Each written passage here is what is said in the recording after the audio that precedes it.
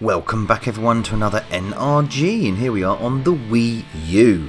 So a more modern game here with a interesting but a little bland shoot 'em up called Full Blast by UFO Blasts something projects. I've forgotten who made this game, but hey ho, I'll say that in the notes. So yes, this came out in 2015. It's available on the Wii U as well as the PlayStation 4, the Switch, the Xbox One, PC I believe as well. So this is a typical Alien one craft versus all the hordes of millions of aliens style shoot 'em up.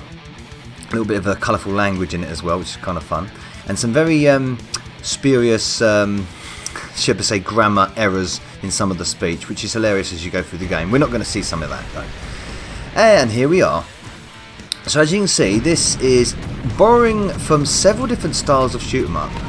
It's got a sort of semi-pseudo-realistic look, but with also cartoon elements thrown in as well. So you've got the environments there, very nice. I love the detail on the environments. They're really nicely done. Sort of like daily life going on as normal while a massive invasion war goes along above your heads. I love the way the cars and the commuters are just going about their daily business, off to work, down to the shops, no problem. Mind you, there's an alien war raging above my head. We're not going to say about the shrapnel and the debris of all the destroyed alien ships that are falling down on their heads. But hey, when did realism ever take part in shoot 'em ups? So that aside, like we say, we're getting back to the lovely graphics on the face of it. They really are, and there's a real smooth engine to this as well. A really nice control system. It's very fluidly, battered there. Very fluid, very smooth. I must admit, there's not any hint of anything surprising going to be happening. On a graphical level, it's all very smooth. Very predictable, unfortunately, as well, and that's one thing that kind of lets it down. But here we go with the first mid-boss. These levels are very long. Each stage in this, there's 12 stages in total, and they're very, very long, and they're not very varied as well, but we'll get into that later on. So, typical story, loads of aliens, let's destroy them with one ship, one hero ship, one double hard ship. Again, I'm getting smashed to bits here. I've got an energy bar. So this isn't a one-hit deal and you're out job.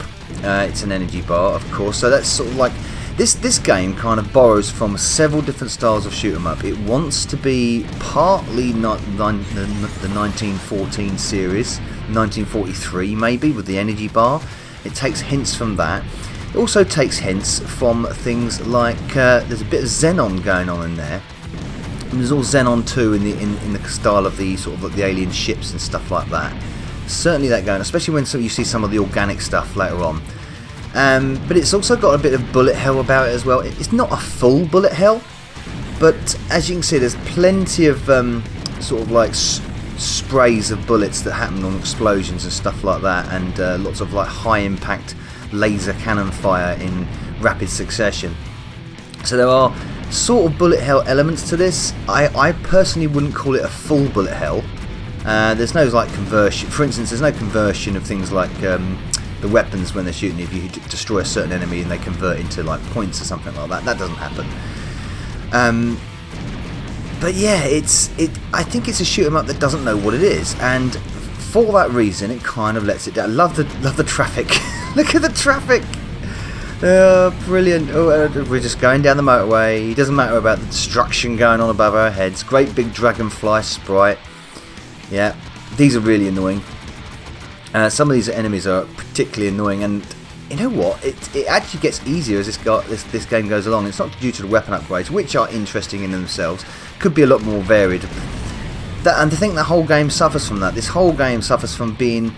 It has the sort of guts to be something really, really fun and really, really high octane, but unfortunately it doesn't quite pull it off.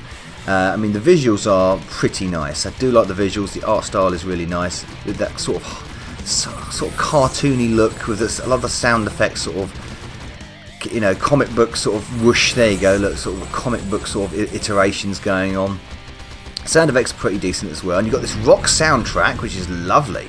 You know, normally, so often with shoot 'em ups you get like techno dance soundtracks kind of thing and sci-fi kind of stuff, but a rock soundtrack, I do like a rock soundtrack on a shoot 'em up. That's very different. Big old enemy this. So yeah, some of the aliens are, some of these enemy sprites are quite impressive in size. Not overly difficult in total when you get I mean, if you're a hardened shoot 'em up fan, if you're really into the cave shooters and the Seco shooters and stuff like that, this ain't going to cause you any problems at all. This is very quite straightforward, and the patterns are extremely predictable with every enemy wave. They become very repetitive and very easy to work out as the game progresses, and nothing really new comes to the table. You get a few new enemies, but their patterns are very, very bland and very, very predictable, so there's not really much to hold your attention for long. The only thing that really does hold your attention, that's the first level done. The only thing that holds your attention really in this game is the length of the bloody levels. They are massive. So that was level 1, and it was really, really long. And then this is level 2, and it's the same environment, and this is the cycle of the game. So it's a little bit cheap in this way. I mean obviously it is a download only kind of release, but it's very cheap in the fact that you've got the same background essentially being used again with a few additional sort of bits there. You can see the cocoons there in the ground, a few additional bits put on. And then that happens for four rounds. You have 4 rounds of the same background, then you have 4 rounds of another background. Basically, you have 4 backgrounds. That's all you have, which are repeated 4 times over. Lovely little quadruple shot weapon I got now. When you get the power-ups, you get them out of the moth butterfly kind of things.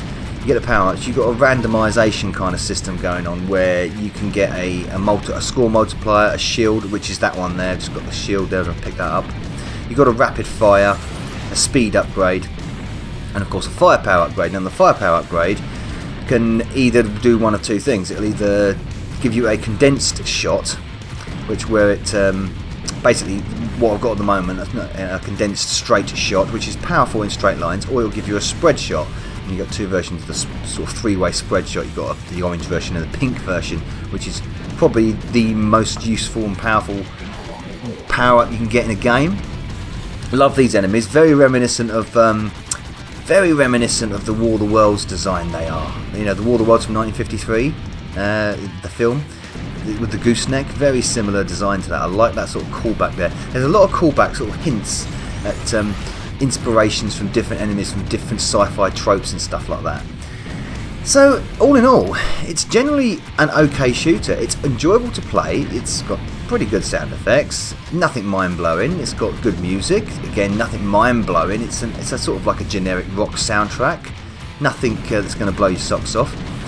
It's quite slow-paced, it's easy to get into, but the problem is it's just too samey and too repetitive, and eventually just becomes too predictable, and for that matter it just doesn't hold your attention for long enough. Like I said, if there's more variety in the game when it comes to the backgrounds, maybe some unpredictable patterns of the enemies, maybe a different kind of style of power-up, you could have added an extra different power-up in there as well, would have been quite nice. Yeah, it would have been a pretty special shoot 'em up, but on the face of it, because it lacks that sort of depth, it's a bit of a basic game, a bit of a basic shoot 'em up. It does everything right. I mean, it doesn't do anything particularly wrong. You know, it's, like I said, it sounds okay, looks okay, plays fine, got a lovely sort of style to it, but it's just a bit dull, and that's where it falls down. But I've got the spread shot now. There we go. See, that's a lovely weapon there. Yeah, a little bit dull, a little bit comical as well with it, but it's worth checking out some of the ridiculous, colourful, fruity language going on by the commanders and stuff. All very good fun. But again, like I said, nothing to hold the attention for long. You know, good for maybe an hour's play, you know, now and then, but that's about it. Thank you very much for watching this NRG on the Wii U, and I'll see you next time. Novabug, out. Hey, Novabug here. I do hope you enjoyed this video. Please support the channel by liking and commenting, and of course subscribing if you haven't already done. If you would like to support me further, please consider joining my bug army via Patreon. And also don't forget to follow me over at Facebook, Twitter, BitChute and Twitch. And a salute to my bug army generals Sam M, Sweet Nanak, Pete Walker and Craig Harrison. Thank you everyone for supporting me. Novabug, out.